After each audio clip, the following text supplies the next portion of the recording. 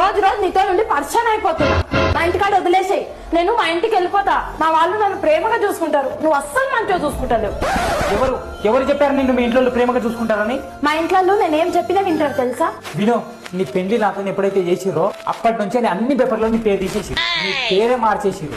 Aadhaar card నుంచి తీసేసిరు, pan card నుంచి తీసేసిరు, voter ID నుంచి తీసేసిరు, రేషన్ కార్డు నుంచి తీసేసిరు, ఆఖరికి ఇంట్లోకించి వెళ్ళగొట్టిరు. ఇంకా వాళ్ళు నిన్ను ప్రేమగా చూస్తారా అని చెప్తున్నాను.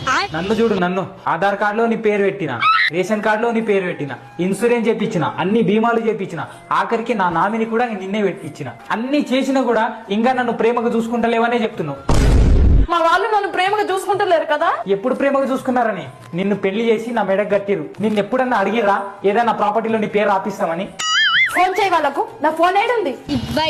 నా ఫోన్ ఇవ్వు, చెప్తా వాళ్ళ సంగతి ఏడుంది. సారీ నాని, నేను అపార్థం చేసుకున్నందుకు. ఇప్పుడు ఫోన్ చేసి వాళ్ళ సంగతి చెప్పు. సరేలే ఉండని, ఇప్పుడు ఎందుకు ఇంకా